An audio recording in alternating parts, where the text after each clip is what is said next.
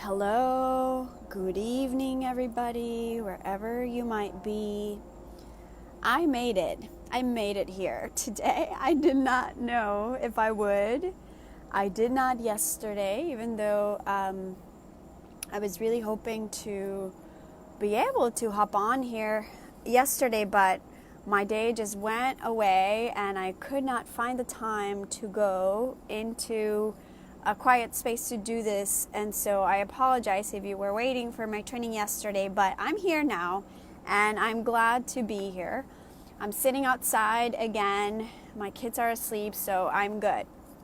I wanted to welcome you tonight to be a part of this really conversation. Today's not so much about it being a training for you guys, but more about bringing a little bit of a deeper awareness of what this entire context of the sacred home is about. I have said it before, and I'm not afraid to say it again. If you're on my group to find cute, inspiring ideas to decorate your home, you're in the wrong place. You're not in the right place, because that's not what I'm going to talk about, and it's not what I share, and it's not what I work with when I work with design and when I work with anything, really. I don't want to just engage in that level of not very deep sort of, content. I don't dive into that shallow level of content anymore, because that's not enough for me. It's not enough for what I have to share, and it's not enough for what I have to receive. So if you are looking for design ideas only, I send you with love. This isn't the place for you. But if you are looking for a sacred home, if you are looking for something deeper and bigger and more meaningful than just a pretty room, then this is the place for you. And so today I wanted to start by unpacking a little bit this quote that I wrote the other day on the group and on my Facebook, and I'm going to read it to you. And it's from this really beautiful book I am reading called Living Enlightenment. And this is what the quote says. So I'm going to start with that. I'm going to read it to you. He says, "You can clean the physical parts of your home, your carpets and floors, but what about the space inside your house? This space is the energy that circulates throughout your house. It captures all the thoughts that you radiate. It sets the very mood of the home. Your worries rest like cobwebs in the space of your house. That is why when you enter your house, you experience a familiar pattern of worry. The patterns remaining in the space of your house grip you when you return to it. Understand that your mental setup settles into the space of your house." Okay, so if you need to reread that, go onto the Facebook later and just really sit with that, because there's a lot of depth in that paragraph. And I shared it with you because it really captivated me into a lot of new realizations in terms of what our patterns are. And I did share before in terms of the space and the environment that we live in, constantly changing our atoms, right? Constantly changing, the environment is always changing us. And so I labeled this training, is your home a place for worry, or is your home a place for inspiration? And I wanted to make that very deep and very profound, but also very simple and very pragmatic. And the question to me also brings a different layer of wondering, and it's, are you worried about the way your house looks only, or are you worried about what is contained within your house in terms of those thoughts that you're emanating, that you're radiating, being actually absorbed in every corner of your home? Like this part where he's saying the patterns remaining in the space of your house grip you when you return to it.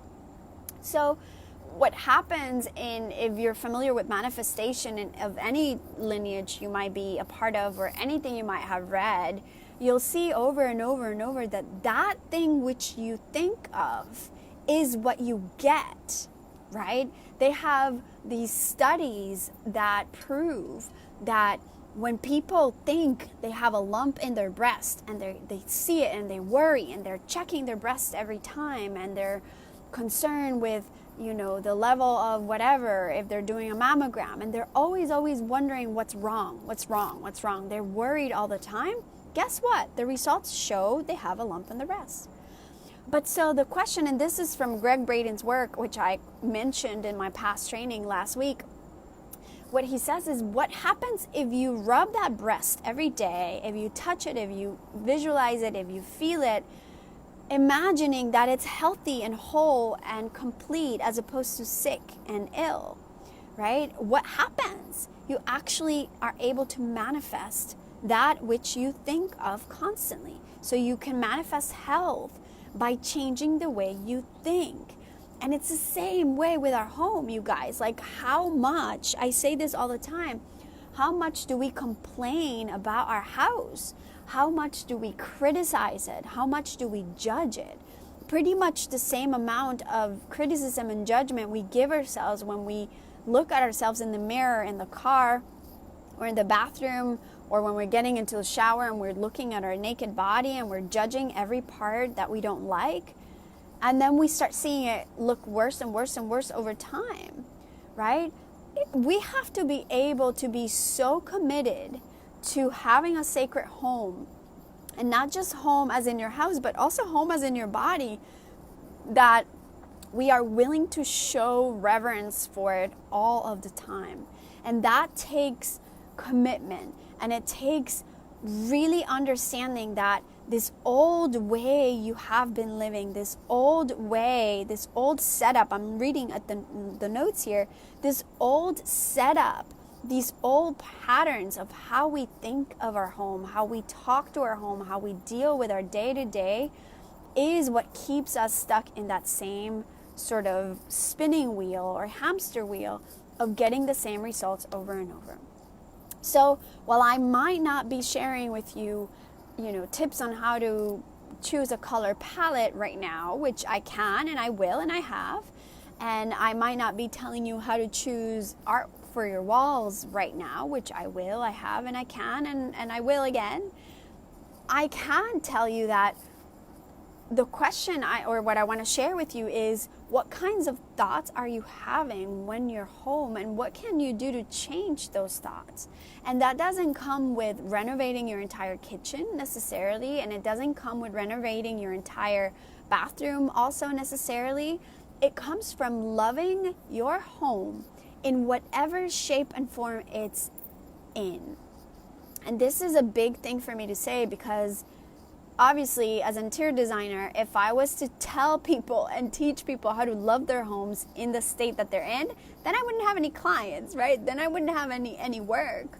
But that's why my work isn't just decorating and isn't just designing, because that would be me coming from a space of scarcity, of fear of, well, if I teach you guys this, I'm not going to have clients. I don't want to go by that. I don't want to be in a space of worry. I want to be in a space of inspiration. And that's why I freely and generously share this stuff with you guys in this group and on the other social media platforms, because I want it to be different for you. I want your home to have a bigger mission, a bigger feeling, a bigger energetic transformation that you receive, that your family receives, and that every person that walks into your house receives. I have seen that happen with my home over and over, and it's not because I don't worry. That's absolutely not the case. I worry all of the time, unnecessarily, and I'm learning to catch myself as I'm doing it more and more and more often. Nowhere near mastering it at all, but we have to be committed to practicing it every day. And every minute we get so many opportunities to practice these concepts when you have, when you live with anyone, even with your pet. Like, I can't even tell you how much my pet teaches me all of the time, because it's so easy to criticize her and judge her and even insult her. Like, if I'm totally honest, like, it's so easy if there's something I don't like about her to just call it out in a really mean way, because she's not going to answer back to me. And that's not okay. It's the worry, the judgment, the criticism is not just something that comes out of your mouth. It's also a feeling and a thought. And that is as powerful as the action itself. So as you bear with me, going deep into what all of this is about, what I want to share with you today is that question. What are you doing to change the way you think about your home? How are you learning to love your home in whatever state it's in? Oftentimes, I talk about the difference between clutter and the mess of a normal life. Clutter and the normal sort of day-to-day when you have kids, pets, people, jobs, whatever, that does not allow you to have this immaculate, pristine home all the time. So I talk about that because the concept of understanding we need to love our home as is. One of the things I'm reading in this really incredible book, which you can go on Amazon and buy it, but it's very expensive on Amazon. I just remember you can actually download it for free. I'll share the link of where you can download this book, and it's free and it's amazing. It's beautiful, beautiful, beautiful. One of the things that I love so much about this is that in the book was the concept of worry is nothing but fear, right? The fact that you are worrying about something means you're afraid. And as we all hopefully already know, and if you don't, well, here we go. Fear is completely the opposite of love, right? And for a space to be sacred, there needs to be predominantly a sense of love. That doesn't mean you're going to be positive all the time. And there's none of that fluffiness when you're just perfect and in a good mood all of the time, because we know that's not possible. But I mean, I guess it is possible, but it takes work to get there, right? It's not just automatically happens. So knowing that, the amazing shift that has to happen is that of awareness. How aware are we of those patterns of worry coming into our day-to-day? How mindful are we with each task we perform in our home? From the moment we open our eyes, how do we open our eyes? What's the first thought that comes into our heads when we open our eyes? When the alarm clock is on, what's the first thought? That first thought is like the foundation of your day. If your first thought is negative when you first open your eyes, how do you expect your whole day to go, right? And then what do you do when you first get up? What is your conversation when you're washing the dishes? How much attention are you paying to someone who's talking to you? And I know that this could go into 1,000 different ways. There's so much I can say about this from so many angles. But keeping in this sort of order and staying focused in is your home a place of worry, or is it a space for inspiration or a place for inspiration? I would like to invite you to take into consideration what each of your worries, what each of your judgment towards your home, where is it coming from? What is the real fear behind every time you complain about the laundry, and every time you complain about, the walls not being painted the right color, or an unfinished project that you have? And the whole reason I start there, and the whole reason in my program I start with creating a clear vision of what kind of inspiration do you want to surround yourself with and surround your loved ones with, is because when you're crystal clear on what you do want, we all are very clear on what we don't want, aren't we? We are so good at knowing exactly what we don't want, but we aren't so good at knowing what we do want. And so again, because every time we're thinking about something, we're manifesting more of it, the fact that we know so clearly what we don't want means that's probably what we're getting. So every time we're judging our home, every time we're criticizing our partner for not finishing the job, every time we're, judging our kids and nagging them to death because they're messy and they're this and they're that, well, they're going to live up to that. inevitably. And that's where the task of being a mom and being a wife and being a woman in general is such a big responsibility, because we hold that power. I've said this before. We have 16 times more power to make a difference, to make an inspiration for people, to be inspiration for people. We have 16 times more power to be happier. But that same power, we have to be 16 times more miserable. We can be miserable. We are very good at being miserable, right?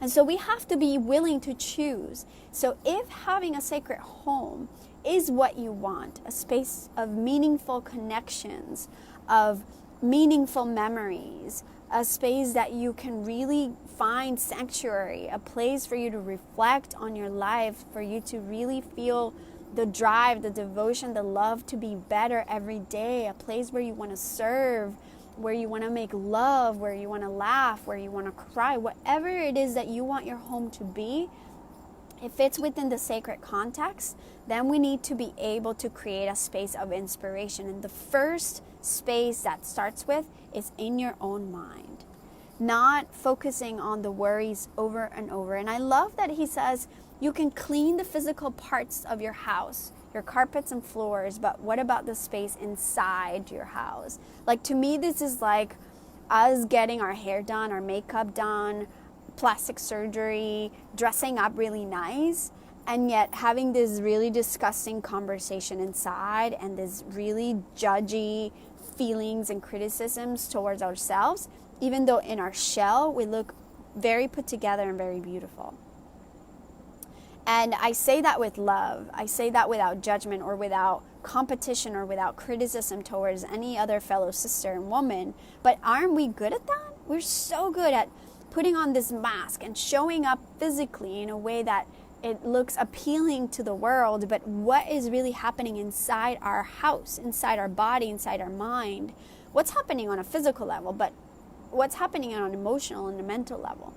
It's the same thing with our home. It could look really pretty, really put together, but go and open that closet in the hallway.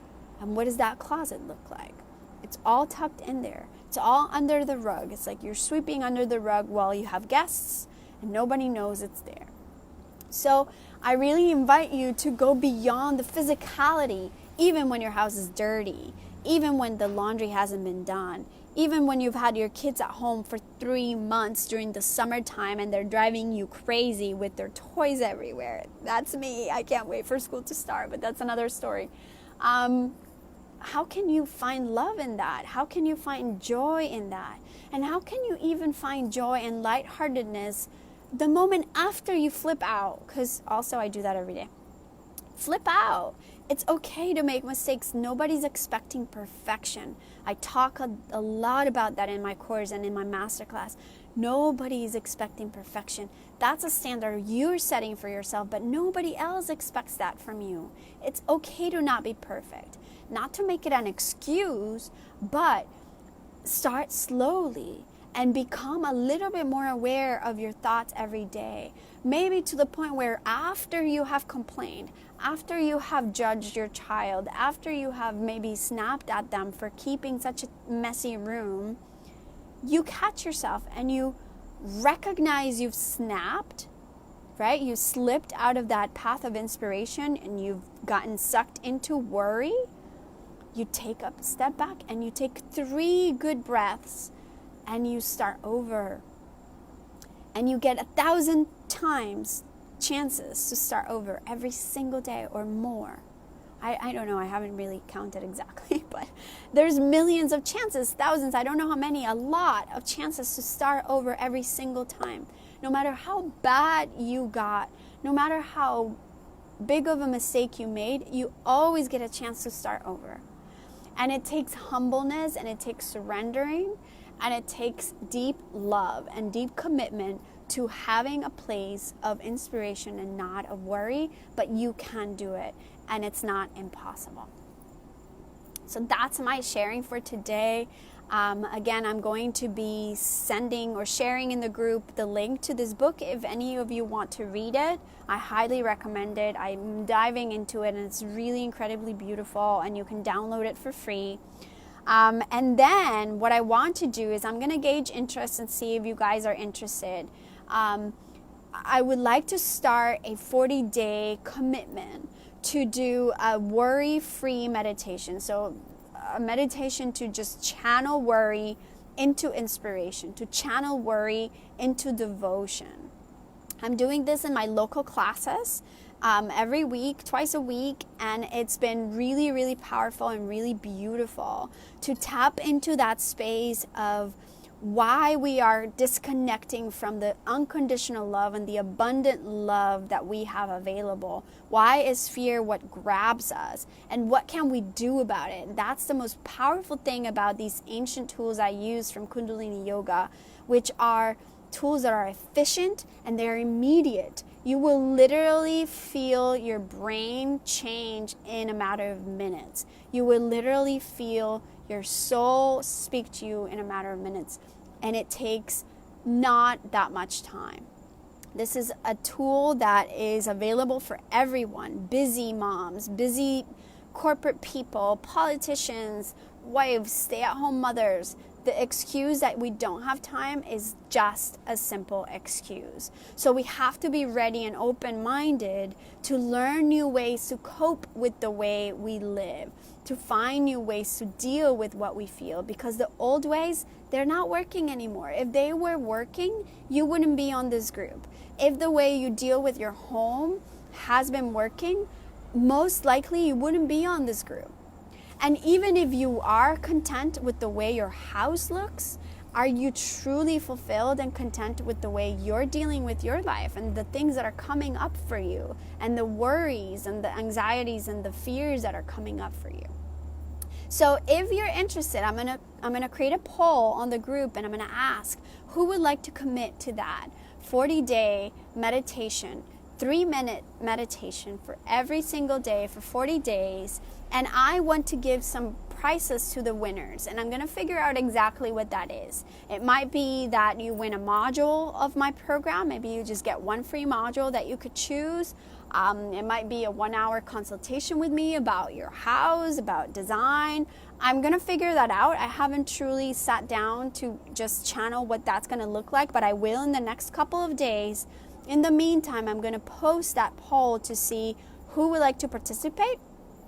And I'll share details about that as I get more feedback from you guys, okay? So thank you very much. I hope that this helps in one way or another for you to be able to recognize these patterns of worry that are absolutely unnecessary, that create so much suffering for you and for your people and for your life, and that there are different ways to channel that worry into more devotion and into creating a sacred home that is inspiring for you and for everyone who comes into your home, okay?